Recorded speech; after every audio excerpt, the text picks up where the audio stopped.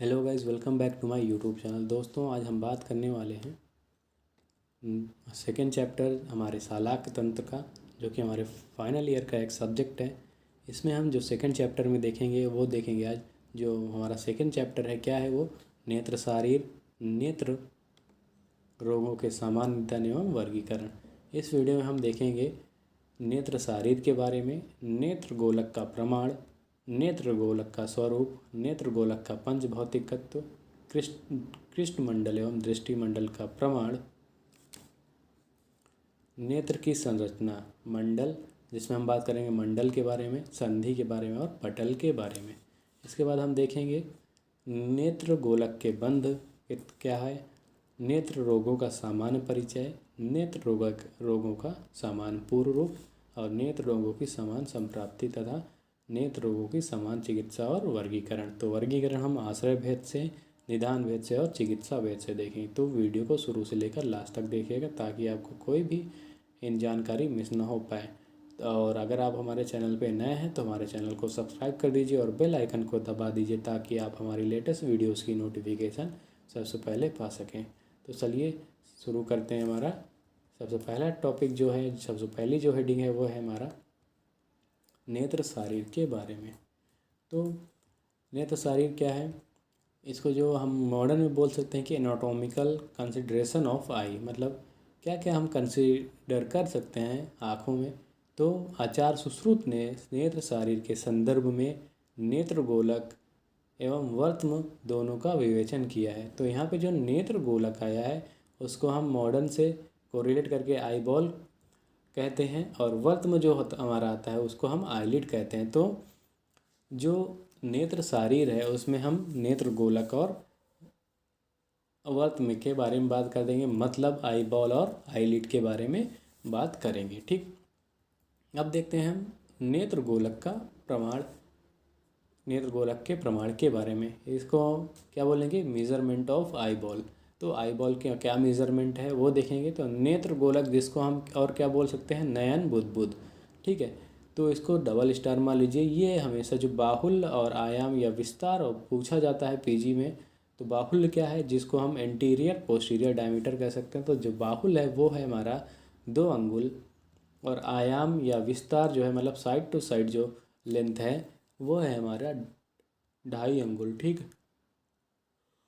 तो आपका आ गया एंटीरियर पोस्टीरियर डायमीटर, मतलब बाहुल्य 2 अंगुल और आयाम विस्तार आ गया 2.5 अंगुल। इसको आप ध्यान में रखिएगा, एकदम याद करके रख लीजिए इसको। जो हमारा थर्ड पॉइंट है वो है नेत्र गोलक का स्वरूप, appearance of the eye ball. तो आई बॉल कैसे दिखता है, स्वरूप क्या है कि इसको सुवृतम गो स्तन आकारम बोला गया है, मतलब गोल एवं गाय के स्तन के स्वरूप वाला। तो नेत्र गोलक जो हमारा आई बॉल है वो किसके स्वरूप के वाला है या किसके सादृश्य दिखता है, तो गाय के स्तन के समान गोल दिखता है। ठीक है, नेक्स्ट पॉइंट क्या है, नेत्र गोलक का पंच भौतिक तत्व। तो जो पंच भौतिक मतलब पंचभूत जो हैं उनसे हम कोरिलेट करके नेत्र गोलक के जो जो भी पार्ट हैं उसको देखेंगे। तो इसमें जो हमारा आकाश महाभूत है वो, उसको हम अश्रु मार्ग जो हमारा लैक्राइमल पैसेज होता है या लैक्राइमल डक्ट होता है उससे हम कोरिलेट कर सकते हैं अश्रु मार्ग। वायु महाभूत को हम कृष्ण भाग से कोरिलेट कर सकते हैं, जो हमारा कॉर्नियल रे पार्ट है उससे। अग्नि महाभूत में हम पित्त रूप रक्त वर्ण भाग यूज़ कर सकते हैं, जो भी हमारे ब्लड वेसल्स हैं आई में वो चीज़। फिर जल जो है वो श्वेत भाग, श्वेत भाग मतलब हमारा क्या हो गया, यहाँ पे स्क्लेरा हो गया, कंजक्टाइवा हो गया। ठीक, और पृथ्वी जो है हमारा मांसल भाग से लिया गया, मतलब जो भी मसल्स वगैरह हैं वो पृथ्वी भाग से महाभूत से लिया गया। ठीक, तो ये हो गया हमारा नेत्र गोलक का पंच भौतिकत्व। अब देखते हैं हम कृष्णमंडल एवं दृष्टिमंडल का प्रमाण। तो जो हमारा कृष्णमंडल है मतलब मेजरमेंट ऑफ कॉर्निया और पीपल। तो हमारा जो कृष्णमंडल है उसको हम कॉर्निया बोलते हैं, जबकि हमारा जो दृष्टिमंडल है उसको हम प्यूपुल बोलते हैं। ठीक है, तो कृष्णमंडल क्या है, नेत्र के आयाम का तृतीयांश है। तो हमारा जो नेत्र का आयाम था कितना था, वो 2.5 अंगुल था।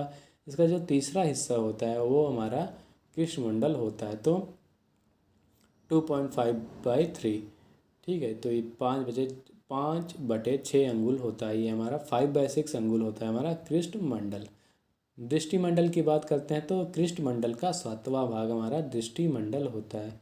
मतलब जो हमारा प्यूपिल है वो कॉर्निया का 7वां भाग है। ठीक है, तो 5/6 का 1/7 जो पार्ट रहेगा वो 5/42 अंगुल, मतलब 5/42 अंगुल आ जाएगा।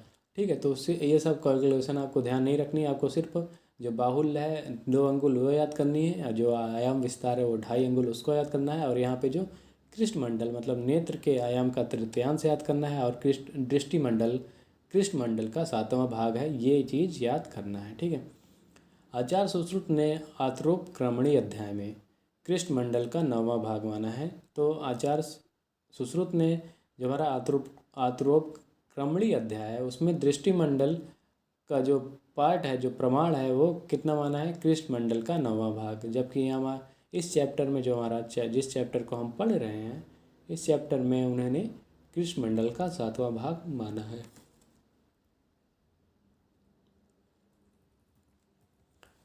अब हम बात करते हैं नेत्र की संरचना के बारे में।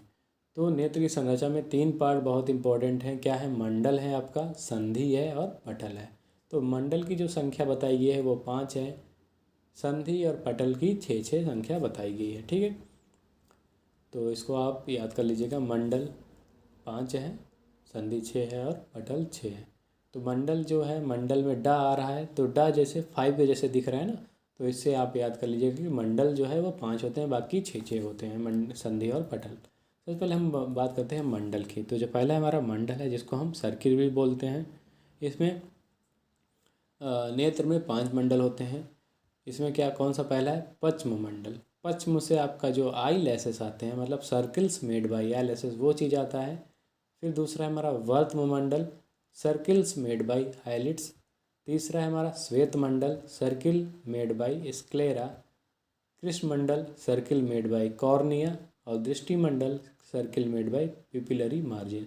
तो ये 5 होते हैं आपके मंडल: पश्चिम मंडल, वर्त्म मंडल, श्वेत मंडल, कृष्णमंडल और दृष्टिमंडल। तो यहाँ पश्चिम से आपको आई लैसेस कैसे याद करेंगे? तो आप पलक के बाल बोलते हैं ना, पलक के बाल, तो पलक से पा से पलक आता है, पा से पश्चिम आएगा। इस प्रकार से आप आई लैसेस याद कर सकते हैं। वर्त्म में आप देख लिया आईलिड्स होते हैं। श्वेत मंडल जो वाइटिस पार्ट है उसको हम स्क्लेरा कहते हैं। जो कृष्णमंडल है उसको कॉर्निया, और जो दृष्टिमंडल है वो पिपुलरी मार्जिन है। तो यहाँ पे मैं एक इमेज डाल दूंगा वीडियो में, उससे आप वहाँ पे मैं पॉइंट मतलब उसको लेबलिंग कर दूंगा, उससे आपको आसानी होगी समझने में। इनमें से 2 मतलब कौन कौन से? पश्चिम और वर्त्म मंडल नेत्र गोलक से बाहर, और शेष 3 मंडल नेत्र गोलक में स्थित होते हैं। जो हमारा पश्चिम है मतलब आई लैसेस हैं, और जो हमारा वर्त्म मंडल है मतलब आईलिड्स हैं, ये नेत्र गोलक मतलब आई बॉल के बाहर होते हैं। जैसा कि आप इमेज में देख लेंगे, उस प्रकार इमेज में देख लीजिएगा। और जो 3 मंडल हैं कौन कौन से? श्वेत मंडल, कृष्ण मंडल और दृष्टि मंडल, ये क्या रहते हैं? नेत्र गोलक में मतलब आई बॉल में स्थित रहते हैं। सेकंड जो है हमारा संधियाँ। संधियों को क्या बोलते हैं? जंक्शनल एरियाज इन आई। तो जो भी हमारी जंक्शनल एरिया है, जहाँ पे संधि बनी हुई है, 2 चीज़ों का मिलन हुआ है, उसे हम क्या कहेंगे? संघन मतलब संधि या जंक्शन। ठीक है, तो नेत्र में 6 संधियाँ होती हैं। कौन कौन सी है? पहली हमारी हम बाहर से बात करेंगे, बाहर से अंदर की ओर चलेंगे, तो कौन कौन सी है? पश्चिम वर्त्मगत संधि। क्या है? Junctional area between eye lashes and eyelids. तो सबसे पहले हमारा आई लैसेस, उसके बाद आईलिड्स है। तो इन दोनों के बीच में जो जंक्शन बनता है, जो संधि बनती है, उसे हम पश्चिम वर्त्मगत संधि कहते हैं। फिर हमारा जो वर्त्म और शुक्ल के बीच में जो संधि बनती है उसे हम क्या कहते हैं? वर्त्म शुक्ल गंध संधि, मतलब junctional area between eyelids and sclera. तीसरा जो हमारा संधि है वह शुक्ल कृष्णगत संधि, मतलब junctional area between sclera and cornea, मतलब लिम्बस। तो जहाँ पे ये जॉइन होते हैं स्क्लेरा और कॉर्निया, उसे हम लिम्बस कहते हैं। तो शुक्ल और कृष्णगत मतलब जो वाइटिस पार्ट है, जो ब्लैकिस पार्ट है, वो जहाँ मिलते हैं उस संधि को क्या कहते हैं? शुक्ल कृष्णगत संधि। तीसरा क्या है? कृष्ण दृष्टिगत संधि, इसको क्या कहेंगे, junctional area between peripheral cornea and pupillary margin. तो जो कॉर्निया और पिपलरी मार्जिन से जो संधि बनती है उसे हम क्या कहते हैं, कृष्णदीप्तिगत संधि। फिर कनीनकगत संधि, इनर और नेजल कैंथस। ठीक है, मतलब जो नेजल के पास, नाक के पास जो कैंथस होता है, जहाँ पे दोनों हमारे जो आईलिड्स होते हैं वो मिलते हैं, जो कोन जैसा बनता है, उसे हम बोलते हैं कनीनक संधि। और अपांगत संधि कौन सी है, जो आउटर या पेरिफेरल कैंथस है। ठीक है, तो यहाँ इमेज में देखिएगा, मैं लेबल कर दूंगा आँख में, तो आपको पश्चिमवर्तगत संधि, वर्तम शुक्लगत संधि, शुक्ल कृष्णगत, कृष्ण दृष्टिगत, कनीनक और अपांग, ये 6 संधि अच्छे से समझ में आ जाएगा।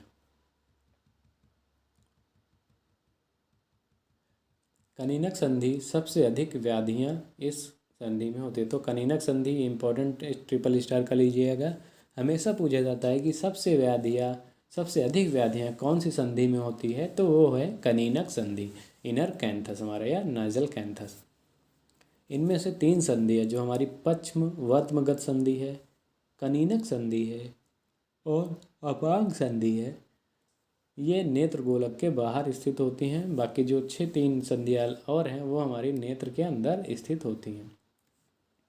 पटल मतलब कवरिंग्स। तो नेत्र में 6 पटल होते हैं, जिनमें 2 वर्त्म पटल हो गए, मतलब जो हमारे आईलिड्स होते हैं वो, तथा 4 पटल अच्छी गोलक में होते हैं। ठीक, तो 2 बाह्य पटल कौन से, हमारा ऊर्ध्व वर्त्म पटल मतलब अपर आईलिड, और अधा वर्त्म पटल जो हमारा लोअर आईलिड होता है। ठीक, नेत्र गोलक के पटल के बारे में जानते हैं। तो प्रथम पटल क्या है, प्रथम पटल तेजो जल मिश्रित पटल का कहा गया है। इसमें क्या क्या है, तेज है मतलब अग्नि और जल मिश्रित होता है प्रथम पटल। इसको हम कॉर्निया और स्क्लेरा से रिलेट कर सकते हैं। द्वितीय पटल क्या है, हमारा मांस आश्रित पटल है। इसको हम आइरिस और कोराइड से रिलेट कर सकते हैं। तीसरा पटल है हमारा तृतीय पटल मेदा आश्रित पटल। इसको हम लेंस प्लस विट्रल ह्यूमस से को रिलेट कर सकते हैं। चतुर्थ पटल क्या है, अस्थि आश्रित पटल और अस्थि आश्रित पटल या अच्छी आश्रित पटल। इसको हम रेटिना या दृष्टि पटल से कोरिलेट कर सकते हैं। तो पहले 2 जो पटल थे आपके कौन कौन से थे, ऊर्ध्व पटल और आधा वर्त्म पटल। जो उसके बाद जो है हमारा प्रथम, द्वितीय और तृतीय, जो तृतीय चतुर्थ पटल जो है वो तेजो जल मिश्रित, फिर मांस आश्रित, मेद आश्रित और अस्थि आश्रित। ऐसे मांस मेद अस्थि याद कर लीजिएगा, और इसको पहले वाले को तेजो जल मिश्रित याद कर लीजिएगा। इनमें इन चारों पटलों की स्थूलता दृष्टि के 5वें भाग के बराबर होती है। तो जो हमारा दृष्टि मंडल है, उसके 5वां भाग इन चारों पटलों की स्थूलता होती है। ठीक है, तो इन चारों पटलों की स्थूलता किनके बराबर होती है, तो दृष्टि के 5वें भाग के बराबर होती है। इसमें भी ट्रिपल स्टार लगा लीजिए, ये भी बहुत ज़्यादा क्वेश्चन पूछा जाता है आपके पीजी में। तथा इनमें अत्यंत कष्टदायक तिमिर रोग होता है। तो हमारे जो चारों पटल हैं, इनमें ही सबसे ज़्यादा कष्टदायक तिमिर रोग होता है। ये सब तिमिर रोग वगैरह हम आगे पढ़ेंगे। अब हम बात करते हैं नेत्र गोलक के बंध के, मतलब सपोर्ट्स ऑफ आई बॉल। सिराओं, कंडराओं, मेद एवं कालक अस्थि के गुणों से नेत्र गोलक स्थिर रहता है। कौन कौन सा, सिराओं, कंडराओं, मेद और कालका अस्थि के गुणों से, मतलब इन चीज़ों से नेत्र गोलक जो है को सपोर्ट मिलता है, नेत्र गोलक जो रहता है स्थिर रहता है। कालका अस्थि क्या, हमारी कार्टिलेजिनियस बोन्स है।